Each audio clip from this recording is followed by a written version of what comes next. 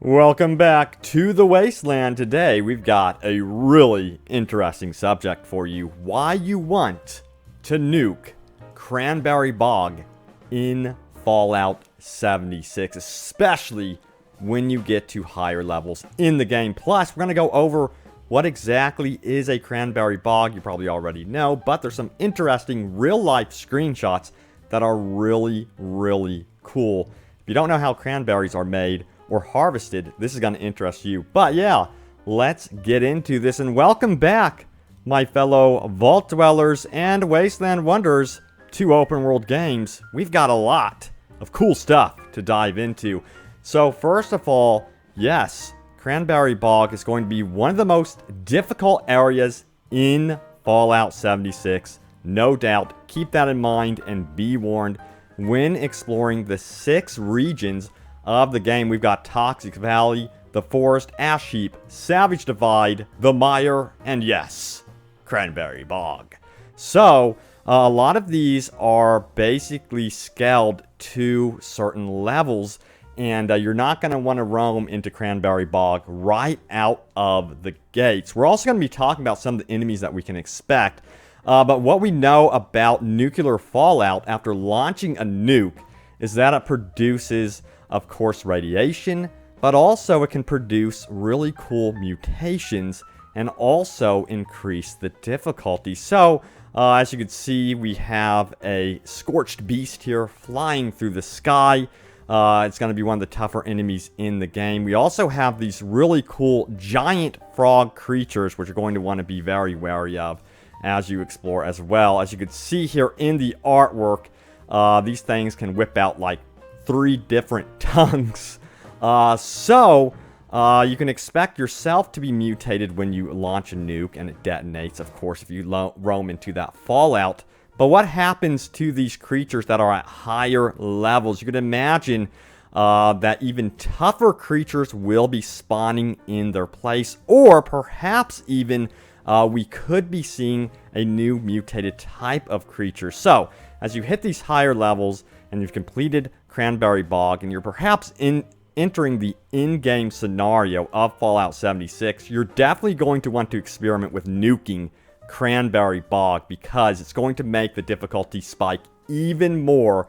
And of course, you're going to be gifted and offered better loot than even before. Cranberry Bog is likely going to offer us some really cool loot, super rare stuff because of its difficulty, I would imagine.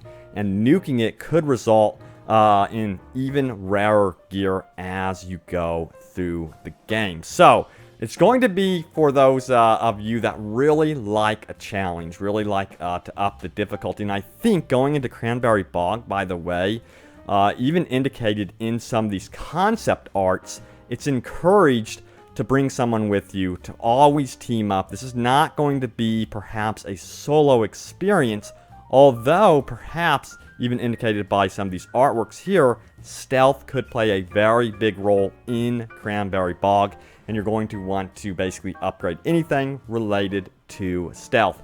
And of course, bring a buddy along with you because the difficulty is going to be insane. So, nuking this location is going to be, I think, super rewarding and super important as you get into the end game because it's going to up that difficulty. I'm curious to see what happens if someone nukes that area if you are at a lower, just entering that area at the, minimum proper level, I guess you would say. It would make it even more difficult, it sounds like, as, nuking an area does increase that difficulty. But, a lot of you guys are wondering, what in the world is a Cranberry Bog exactly? So let's go to the info, shall we? So, of course, bogs are one of North America's most distinctive types of wetlands.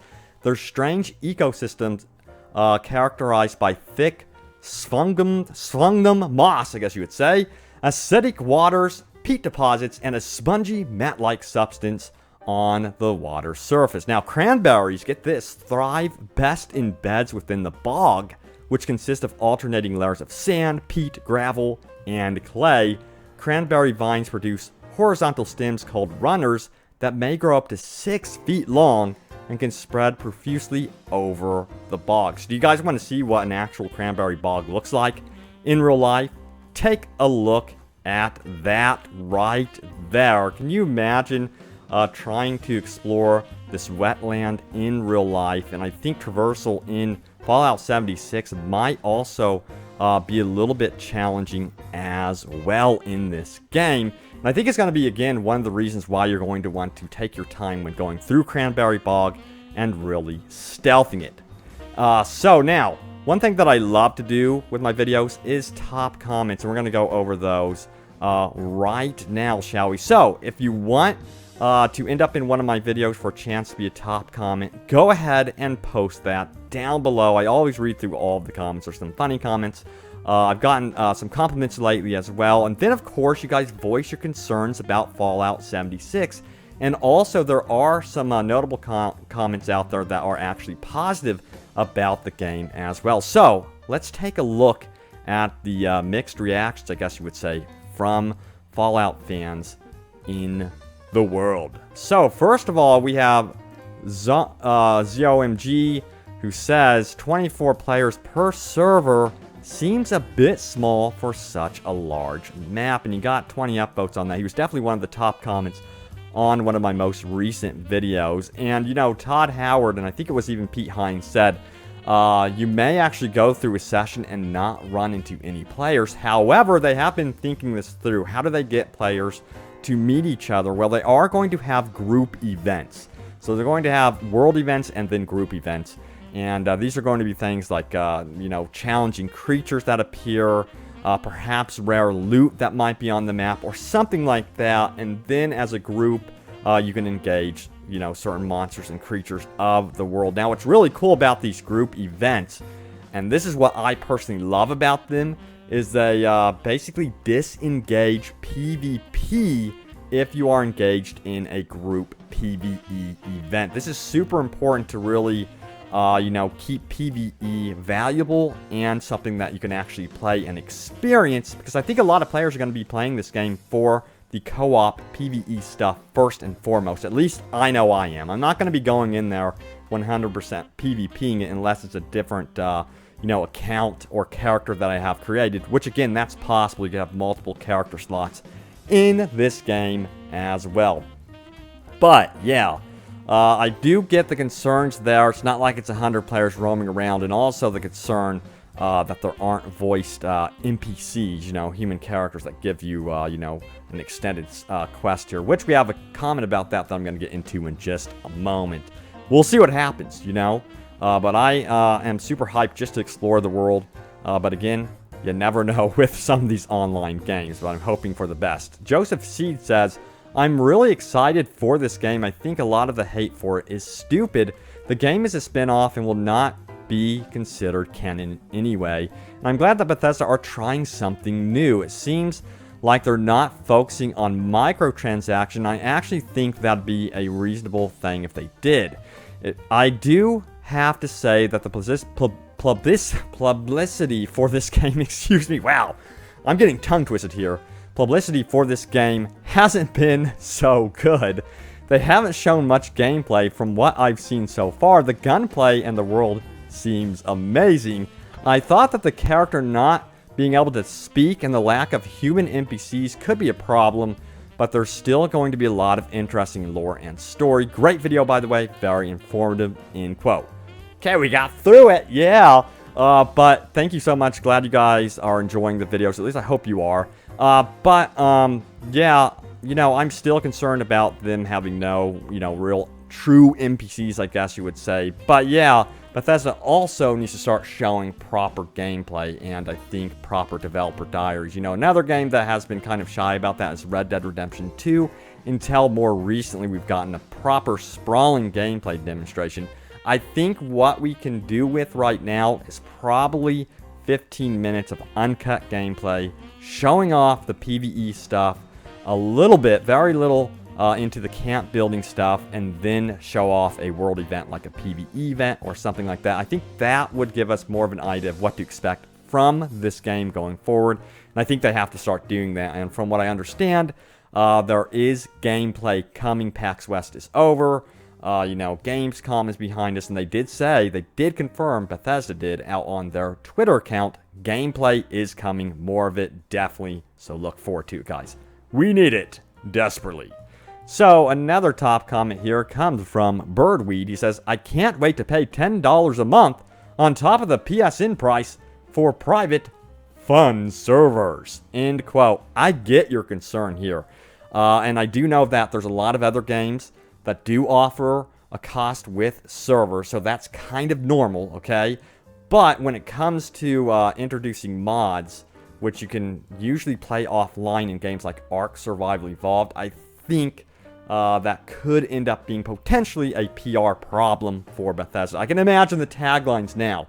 You have to pay a monthly fee to play with mods offline in Fallout 76, or have an offline type experience with those mods in Fallout 76. I think that could be potentially a PR nightmare for Bethesda, and I think they need to be very, very careful going forward with that one. I think they have to go after what Ark Survival Evolved did and have an offline option where you can play certain mods offline, and perhaps modders can create a whole, single-player-like experience offline. And you know what? I think that would bring a lot of players to the game as well. All right, let's go over the next top comment. It comes from Julio Biafra, I think it is. He says, LOL, I was willing to accept this game for what it was, but not even being able to converse with anything just seems like a bad idea. Even WoW has some simple dialogues that give you some identity, but they really are going all in on playing with real people. I guess talking on the mic to any other real person is the compensation until you get mic banned by Xbox Sony police for obscenities. End quote. That's another worry is, having to have your mic on. That's not the case in this game, of course. They did say that you will be able to walk up to random strangers and converse with them, but, is it going to be, a young kid or something like that that's 8 years old? Because that can bring you out of the immersion if you're seeing an NPC that's like, what? It looks like he's 30 years old or something like that. So that's not the RPG experience. I think a lot of us do not want that in the game. So I do get your concern with that. And again, I do think they should have added, human NPC characters in this game. Although we will be having those robots that will be giving us quests, sure would be nice to have something else in the game that actually was like a super cool quest line with multiple NPC characters or something like that. Hopefully they consider adding some sort of free updates with that down the road.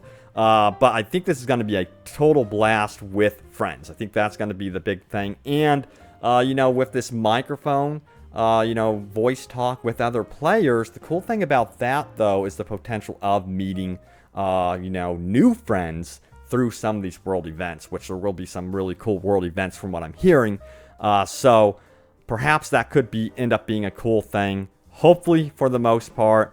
PvP would definitely... I think there could be potentially some hilarious moments, though. You got to remember, PUBG, with its voice proximity and stuff like that, had some absolutely viral and hilarious videos that came out during some cool PvP battles. So I do think there's some really cool viral potential there in terms of some hilarious moments with PvP begging and stuff like that. And revenge, because you can commit revenge in this game, like come up to a player that's killed you. Perhaps if you both have your headphones on, you could hear each other kind of taunting one another. So I think, again, it's going to be a mix. It's definitely going to be a mix. It's an online game. That's what you get with online games. You get a mix of, stuff you like and stuff you absolutely cannot stand. But guys, let me know what you make of all of this. Stay tuned here to Open World Games. Hope you got some really cool information about the Cranberry Bog. I'm really looking forward to exploring this area. Personally, I think it's going to be pretty cool, just roaming around this map. And I'm curious to see how all these regions are going to really work. Let me know if that's something that interests you, or if you prefer just being able to explore to your heart's content and not being level locked, I guess you would call it, to certain regions, or if you would prefer every region to scale to your current level accordingly. But yeah, thank you so much for the support with the video, guys. Thank you all so much for watching, and stay tuned here for more Fallout 76, and leave a comment down below And I will see you guys later, and soon enough, in the wasteland. See you guys later.